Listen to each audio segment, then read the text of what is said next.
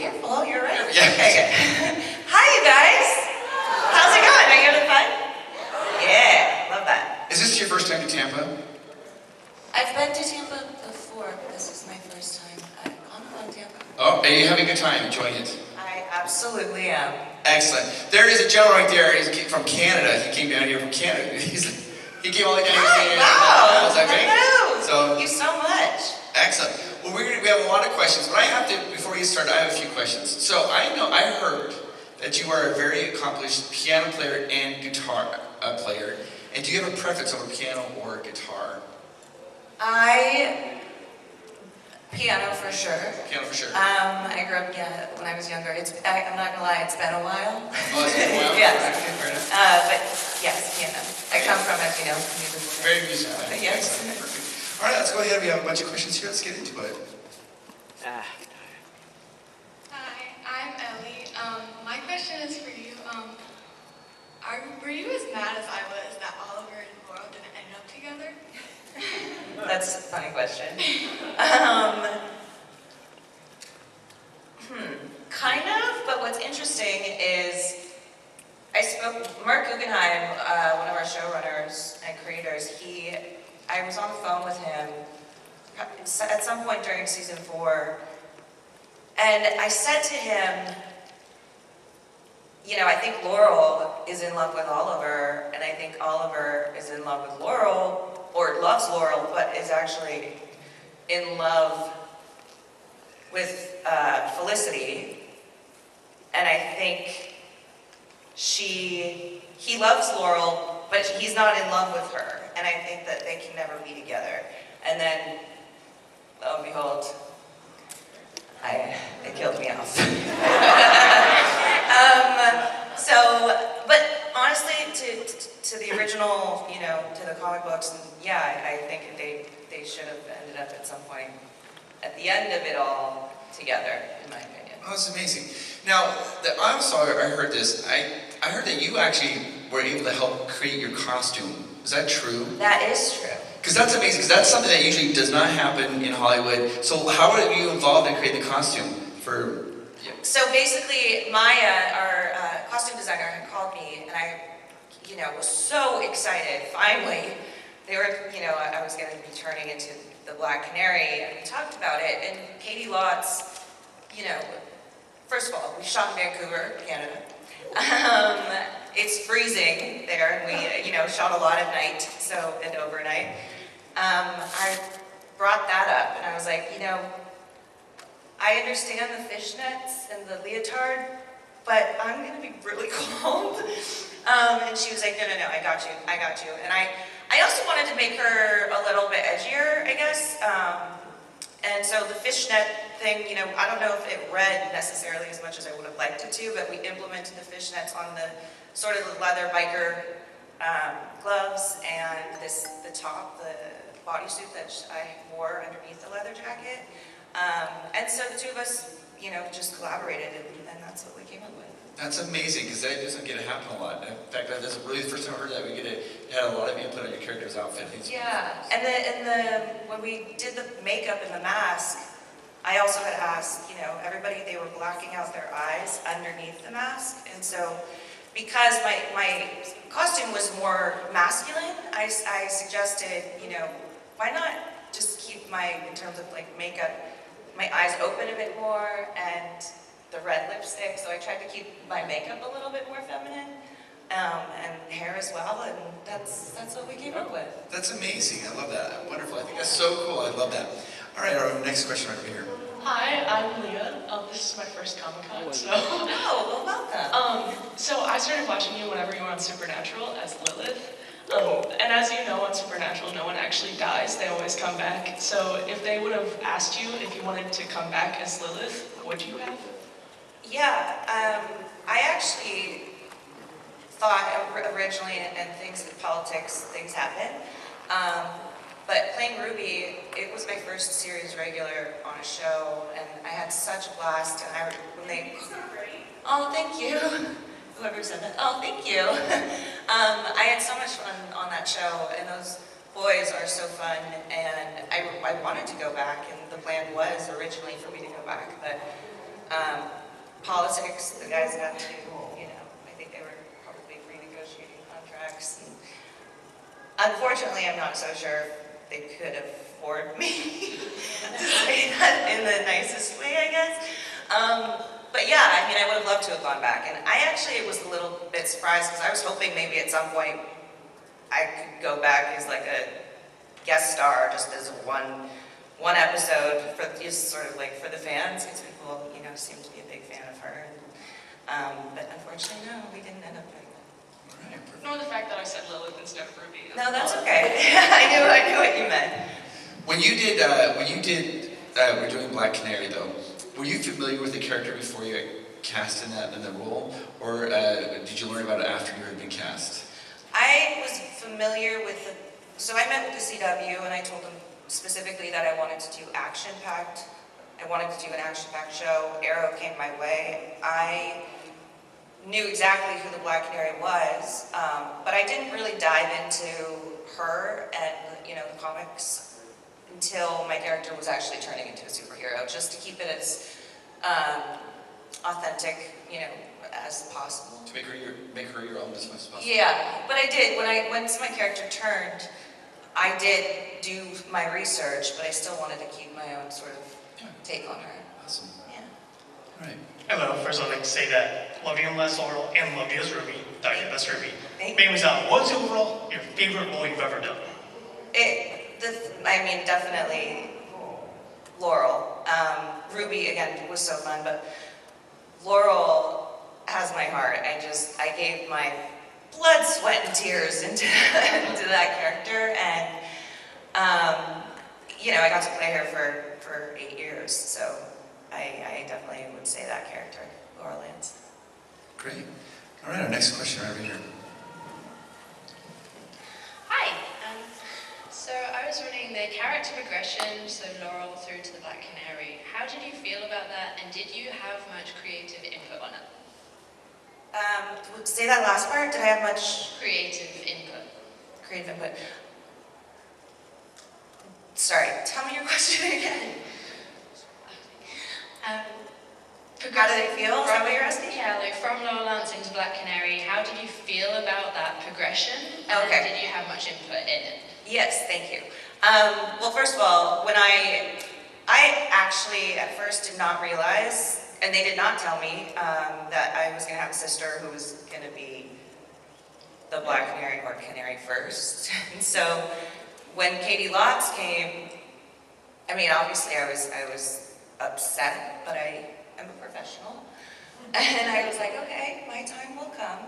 And Katie Lotz is so great, and so I literally the first time I met her, I went up to her and gave her a giant hug, and I was like, because I think she thought maybe there was going to be tension, but I was like, it's okay, like I said, my time will come. But the second I put on the jacket, I was in tears because I was so happy. And I think the way honestly, the writers, the way they wrote my character and the arc they gave me was really wonderful. In season 2, talking about throwing yourself into a character, in season 2, they wrote my character, she turns to drugs and alcohol and eventually hits rock bottom, and then obviously comes out on the other side and becomes a superhero, but I was crying, they had my character crying quite a lot, and I would really throw myself into these scenes, and when you're on set for so many hours, I ended up you could see it in me physically, I lost weight, not intentionally, it just happened when you're sad. It can happen when you're sad. And so I actually, though, looking at the character and looking at the show over 8 years, I think they did a really wonderful job and really wrote for my character, even though certain circumstances, I wasn't necessarily pleased with, like when they killed me off. But, what was also cool was the fan base and you guys, really spoke up and spoke out about it on social media, so much so that they brought me back the following season and realized they made a mistake.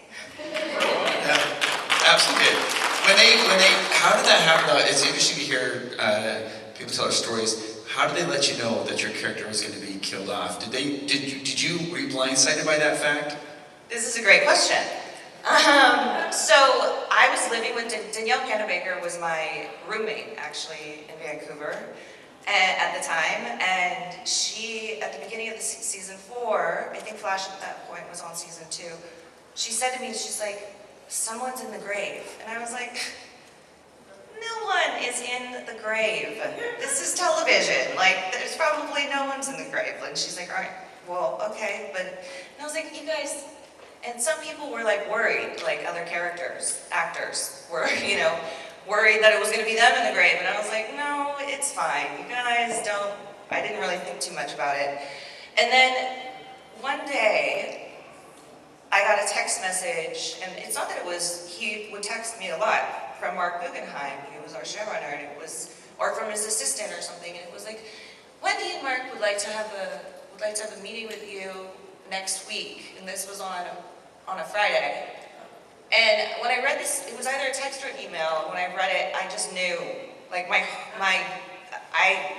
stomach just dropped. And so I think it was an email, so then I texted Mark Guggenheim, and I was actually going to a convention that weekend, but on Friday I texted Mark Guggenheim and I was like, hi, I know we're supposed to have this meeting next week, but I don't feel right, and please don't make me wait the weekend, don't make me wait till Monday, what is this meeting about? And he was like, wow, you've got really good instincts, I'll call you in 10 minutes. And so he called me, I called him, I don't know, it was like during lunch, and he told me, and obviously I was crushed, but then I also had to go to these conventions and stand on stage with my cast, entire cast, like we went to a convention that weekend, and you know, when everybody was like, who's in the grave? I just was like, I don't know, you guys, who's in the grave? We don't know, maybe no one. Yeah, you know, dying inside, but it's fine. That would be really hard to do that, Yeah, it was really sad, but, you know, again, like team player, I was like, okay, nope, I will take one for the team.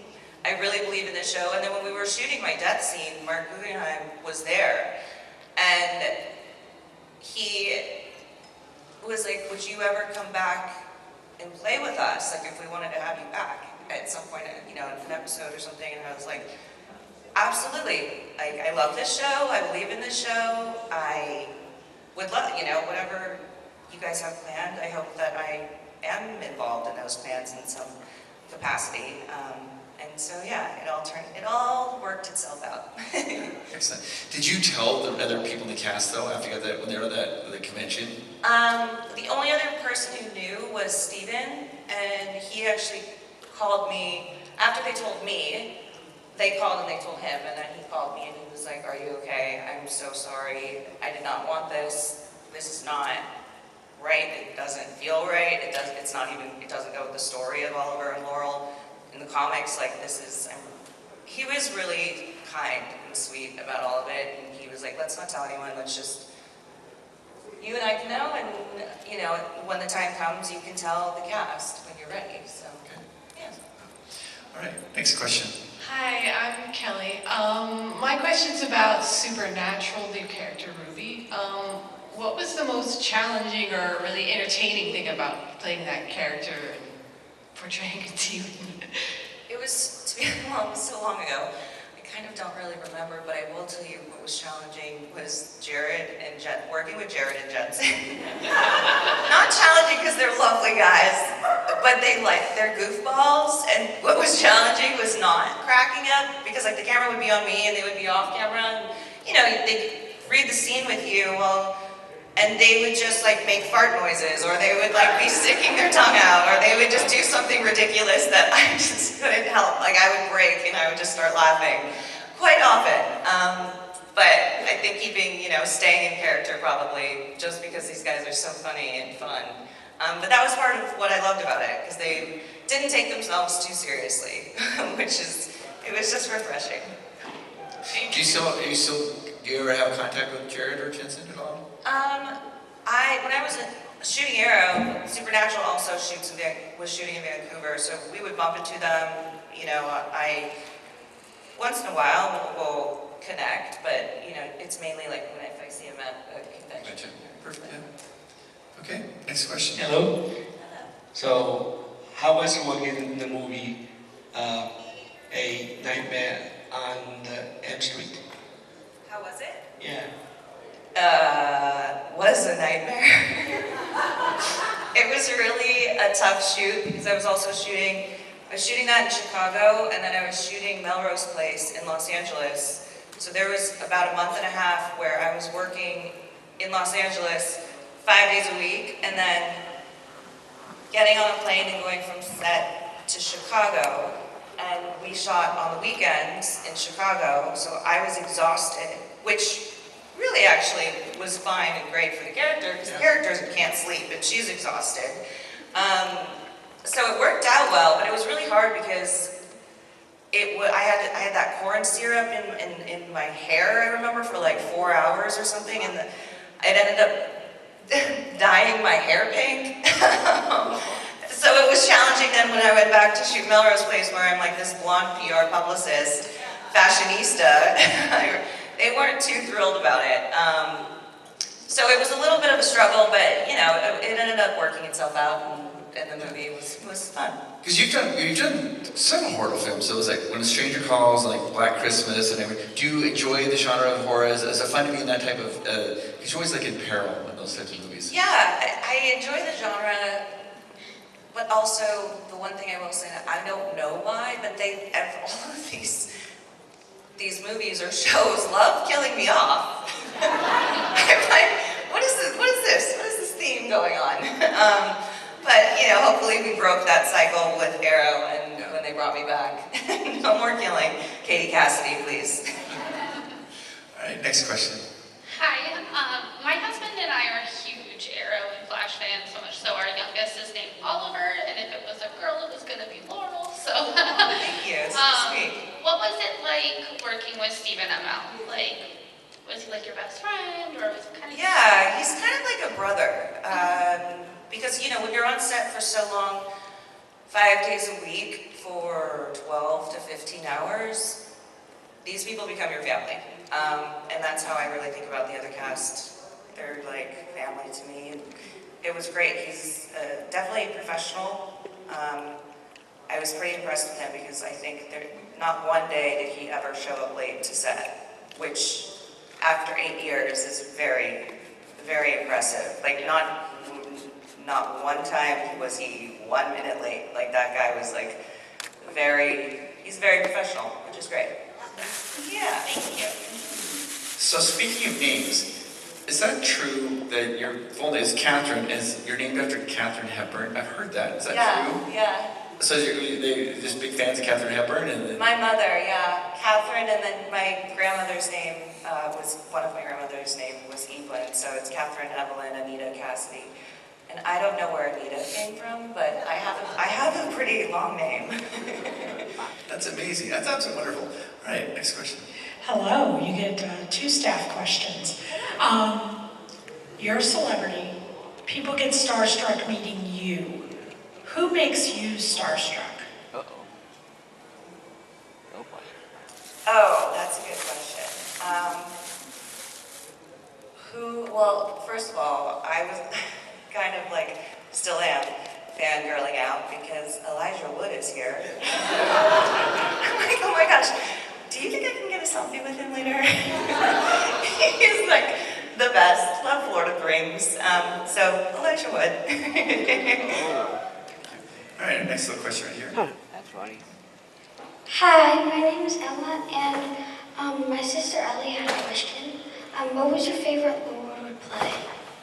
What was my favorite? Laurel to play. Version of Laurel, I see.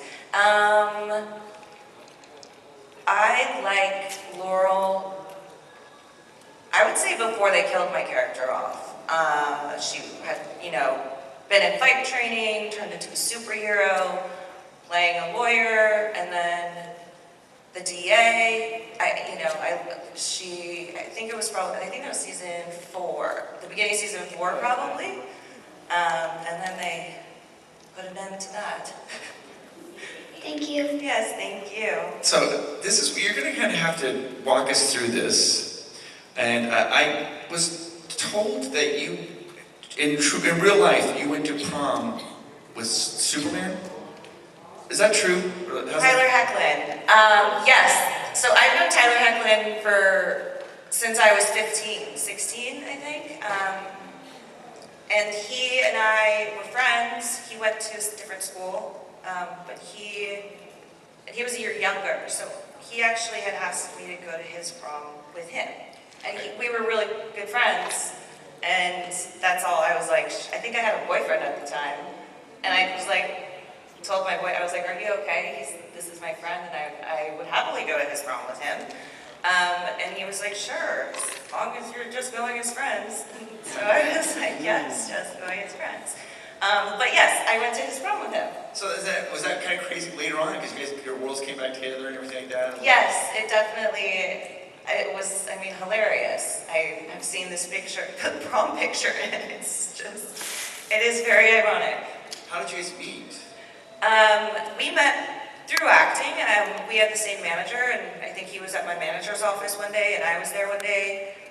And I think I probably was like, oh, this kid is really handsome, nice looking kid. And then we started talking, and he was also really funny, and then we just became friends. That's wonderful. What was your audition process like for Arrow? Because I know that was people when they announced that they were getting ready to do this show, the hype around it was so high, and people were so excited, and I know it was very competitive. How were you found out about the role, and how was the audition process for you for that particular role? So I had been on the CW multiple times in multiple roles, and I had a great relationship with them. And knowing I wanted to do action, my manager and agent came to me. I read the script, and I was like, I want this show. This is because it's pilot season, so you get a bunch of scripts. And I was like, I'm not going out for any pilots except for this one. And my manager was very upset by that, because she was like, well, you know, what if? And I was like, I'm telling you, this is the show I want and I'm gonna get. And then they were like, okay, but you have to test. And I wasn't necessarily thrilled about it, but I was like, okay, fine. Because testing is really stressful it's different from when you're testing than auditioning. When you're auditioning, you go in a room in front of people, it's awkward, you read, they stare at you, nod, and then you leave. When you're testing, you have a contract in place first, and they're seeing other girls, but probably like 2 or 3. In this case, because they wanted me, they actually didn't see other girls, but they still said, you have to test, so there was a contract in place. And then the thing is, it plays out a little bit similar to auditioning, but you're usually on a stage or on a platform, and it's way more intense than an audition. And so they got everything in place, and the night before my test, David Nutter, the director, called me, and he was so sweet, because I was a little nervous, and he had called me and he said, I just want you to know, I know all the guys from Supernatural, and the producers, and they sing your praises and talked about and told me, I mean, word has gotten around how professional you are and how you don't even have to hold your sides during rehearsal, and how, because it was my first series, and I am, like, I take my job seriously. And he was like, you are this character, so I just want you to come in and do what you do, show Greg Berlanti that you are Laurel Lance, because I believe that you are, and I don't want you to be nervous or worried. I just want you to know this is a part of the process. And you're gonna have a great audition tomorrow, or test tomorrow. So he was like, I want you for this. And so knowing that made me feel a lot more safe, I guess. And he was in the room, and I definitely thought that I blew it, though. I don't remember exactly why, because it was so long ago, but I remember not hearing anything afterwards for a few hours, because you find out pretty quickly. And knowing there's no other girl, it's not like they have to go look at other girls or review any other tapes or something. So I was really stressed out, because it was a while, and then finally at like 7:30, my agent called me and told me, and celebrating. Yeah. Excellent. Okay, for sure. So how did it feel going into Laurel Earth 2 a complete 180 at the beginning from what we've experienced from Laurel the first 4 seasons, and just exploring that character again and that development? Well, I did a lot of work because I wanted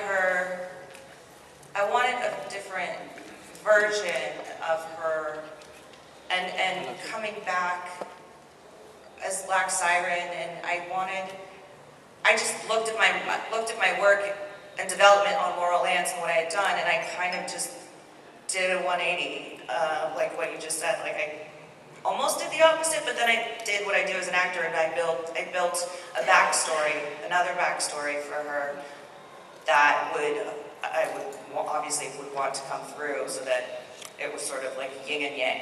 So I was her exact opposite, if that makes sense. No, thank you. Yeah, thank you. You guys, this has been wonderful. Thank you so much for being here. I hope you've had a good time here. I have. Thank you And guys so much. and the party doesn't end here. You guys can go up, you go to her booth, you can get an autograph, you can get a photo with her. Make sure you go visit her, continue on the dialogue right there. But one more time, everybody, can you please give a huge round of applause for her. Thank you. Thank you guys. I'll be at my table until 2. So. 2 o'clock, guys. Seriously, go there and say hi to her and have fun. And make sure you tell her you were here in the ballroom and say when you say hi to her. One more time, huge round of applause. Bye, thank you.